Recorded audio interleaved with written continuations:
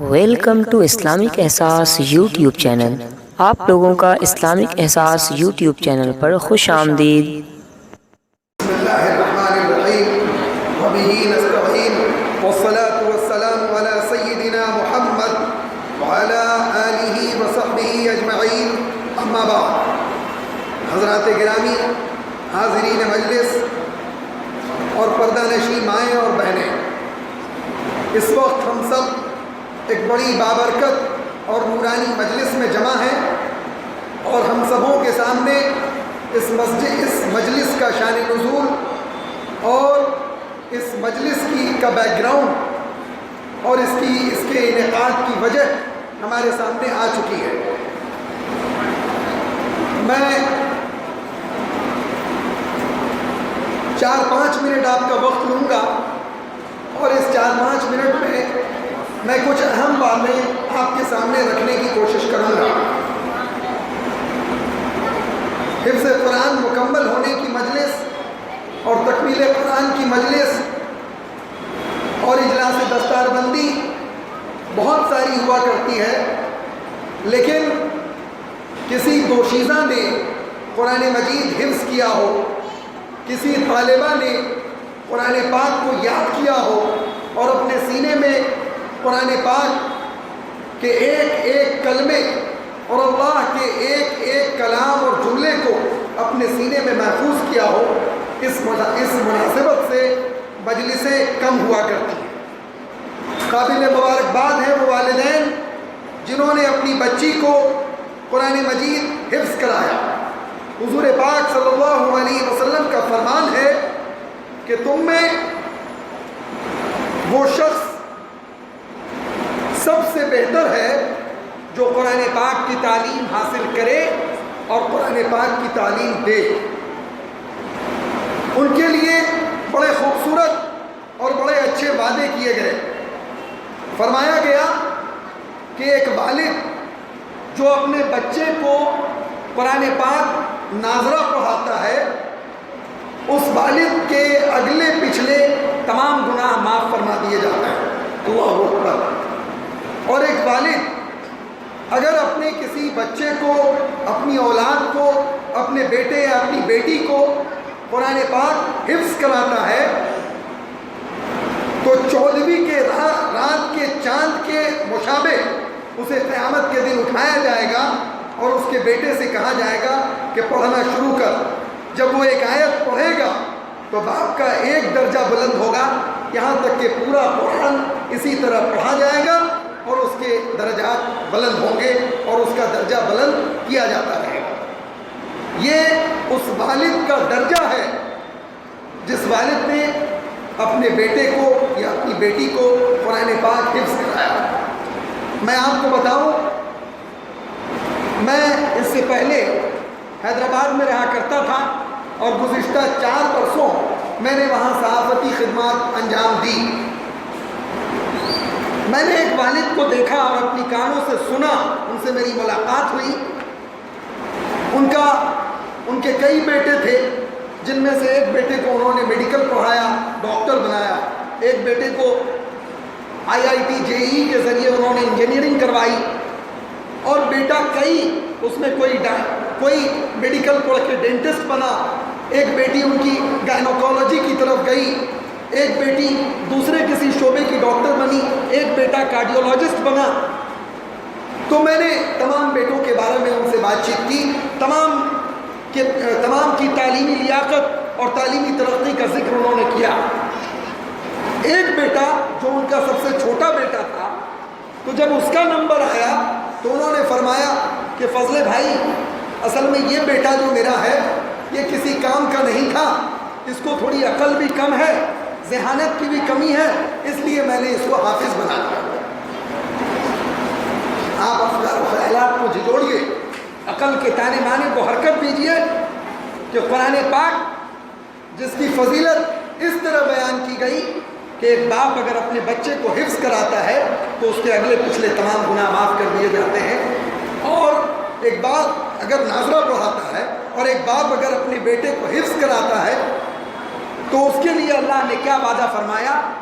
اور کیسی بات بتائی اور کیسا وعدہ کیا وہ میں نے آپ کے سامنے رکھی۔ تو اس سے آپ اندازہ لگائیے کہ کیا ذہن ہے لوگوں کا، کیا فکر ہے لوگوں کی۔ میرے ابو کبھی کبھی فرمایا کرتے ہیں، آپ میں سے اکثر لوگ ان کو جانتے ہیں، کہ بچہ ہوا بلائے تو مدرسے میں دیا چلائے۔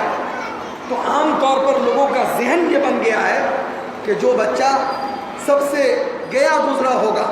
حالانکہ ایک باپ کو ہمیشہ اس فکر کے ساتھ اپنے بچے کی پرورش کرنی چاہیے کہ میرے نزدیک تمام بچے برابر ہیں، لیکن یہ فکر ہمارے ماحول میں ہے اس ترقی یافتہ دور میں بھی کہ جو بچہ سب سے گیا گزرا ہے اس کو میں نے اصل میں کسی کام کا نہیں تھا، اس لیے میں نے حافظ میں ڈال دیا، اس لیے میں نے مدرسے میں ڈال دیا، جبکہ کل اگر اس کی شفاعت کا کوئی ذریعہ بنے گا تو وہ وہی بنے گا۔ جس طرح دنیا میں انسان اپنا کسی بڑا کام انجام دینے کے لیے کوئی سورس ڈھونڈتا ہے، کوئی پیروی ڈھونڈتا ہے، ریکومنڈیشن کی تلاش کرتا ہے، اور وہ یہ سوچتا ہے کہ اگر کوئی بڑا کام مجھ کو انجام دلوانا ہے تو اس کے لیے کوئی بڑے آدمی کی پیروی ہو جائے، کوئی سورس لگایا جائے، ہے نا؟ یہ ہوتا ہے یا نہیں ہوتا؟ ابھی حضرت صاحب کے یہاں خانقاہ میں کوئی کام کرانا ہوگا تو آپ جناب مولانا جوہر نیازی صاحب کی طرف دیکھیں گے کہ مولانا صاحب امام ہیں، ماشاءاللہ جامع رحمانی کے بہت موقر استاذ ہیں، وہ تو بہت باصلاحیت آدمی ہیں، تو حضرت صاحب سے فلاں کام کرانے کے لیے میں ان سے گزارش کروں کہ ذرا سا پیروی کر دیجیے۔ قیامت کے دن جب نفسی نفسی کا عالم ہوگا اور جب اس دن کے بارے میں یہ بتایا گیا کہ نہ باپ اپنے بیٹے کو پہچانے گا، نہ بھائی اپنی بہن کو پہچانے گا، نہ کوئی دوست اپنے دوسرے دوست کو پہچانے گا، نہ کوئی شوہر بیوی کو پہچانے گا، اس دن ایک حافظ کو یہ درجہ دیا گیا کہ 10 ایسے جہنمی جس کے اوپر جہنم واجب کر دی گئی، اعلان کر دیا اللہ تعالیٰ نے کہ یہ 10 آدمی یہ جہنم میں جائے گا، نصیب کر دیا گیا، اعلان کر دیا گیا۔ ایک حافظ کا یہ درجہ ہے کہ اس وقت کو جہنمی تلاش کرے گا سورس کا، پیروی کا، ریکومنڈیشن کا، اور وہ معلوم کرے گا، اس کو پتہ چلے گا کہ میرے خاندان کا فلاں آدمی حافظ قرآن ہے، تو وہ اس کی طرف جائے گا اور کہے گا کہ میری پیروی کیجیے، اس لیے کہ اللہ تعالیٰ نے وعدہ فرمایا، اللہ تعالیٰ نے وعدہ فرمایا کہ ایک ایسا شخص، ایک ایسا حافظ، ایک ایسا حافظ کم از کم 10 ایسے جہنمیوں کو اپنی پیروی اور اپنی سفارش اور اپنی شفاعت کے ذریعے جنت کی سفارش کر سکتا ہے جس کے اوپر جہنم کا اعلان کر دیا گیا۔ اسی لیے شاعر نے بڑا اچھا کہا کہ جس کے سینے میں محفوظ قرآن ہے باخدا وہ مقدر کا سلطان ہے۔ تو میرے دوستوں، اصل میں بتانا یہ ہے کہ ابھی یہ مجلس انتہائی بابرکت اس لیے ہے کہ عام طور پر بہت سارے طلباء اور بہت سارے طالب علم قرآن مجید حفظ کرتے ہیں، جس کی خبریں ہمارے سامنے آتی ہیں اور آتی رہتی ہیں، لیکن ایسی خبر کہ کسی لڑکی نے، کسی طالبہ نے قرآن مجید حفظ کیا، ایسی خبر کم آتی ہے، شاذ و نادر آتی ہے۔ لیکن ابھی آپ کے لیے یہ خبر انتہائی خوشائند ہے، آپ قابل مبارکباد ہیں، اور میں اس ماں باپ کو بھی مبارکباد پیش کرتا ہوں کہ جنہوں نے اپنی بیٹی کو قرآن پاک حفظ کرانے کا فیصلہ کیا، ان کے سینے میں قرآن پاک کو محفوظ کروایا۔ حافظہ مدحت کاظمہ جو پروفیسر رضوان صاحب مرحوم کی صاحبزادی ہیں، انہوں نے قرآن مجید حفظ کیا۔ میں ان کے تمام گھر والوں کو اور ان کے استاذ کو، خاص طور پر جناب مولانا کوثر کلام اشرف رحمانی، جنہوں نے گزشتہ تقریباً 5 یا 10 برسوں سے مستقل ان کو پڑھایا اور الف با سے لے کر کے قرآن مجید حفظ کروائی، اور شروع سے لے کے جس کو کہیے آپ کی اے سے لے کے زیڈ تک، یعنی ابتدا سے لے کے انتہا تک انہوں نے ان کو پڑھایا اور مکمل حافظ بنایا۔ قابل مبارکباد ہیں، اور میں ان کو اس لیے بھی مبارکبادی دینا چاہتا ہوں کہ میں اسی محلے میں رہتا ہوں اور میں دیکھتا ہوں کہ وہ محلہ جس محلے کے اندر اور جس محلے کے بارے میں یہ کہا جا سکتا ہے کہ جس طرح سمندر کے قریب رہ کے لوگ پیاسے رہتے ہیں، اسی طرح ہمارا یہ محلہ ہے۔ آپ برا نہیں مانیے گا، لیکن میں بہت افسوس کے ساتھ یہ کہنا چاہتا ہوں کہ آج آپ جامع رحمانی چلے جائیں، آپ کو پتہ چلے گا کہ ہندوستان کا باوقار ادارہ ہے، یہاں تقریباً 100 نہیں 200 نہیں ہزاروں طلبہ تعلیم حاصل کرتے ہیں، لیکن اس ہزاروں میں اگر آپ منگیر کے طالب علم کی تعداد گنیے گا تو وہ مشکل سے 10 20 50 100 کے اندر محدود ہوگا۔ اس محلے کے اندر،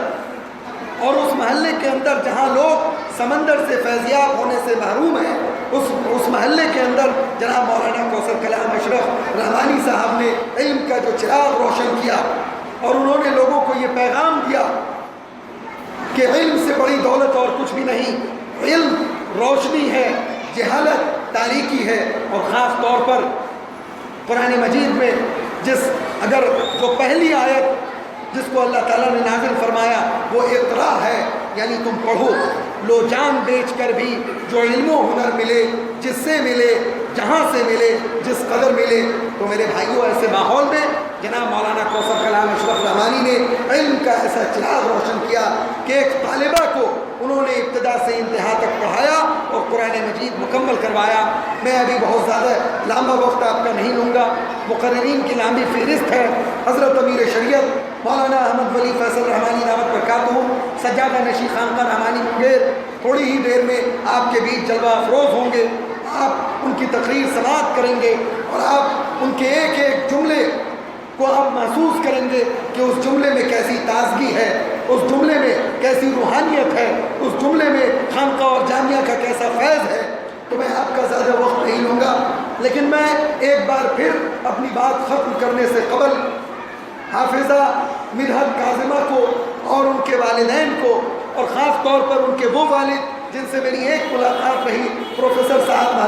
مرحوم جو آج دنیا سے چلے گئے،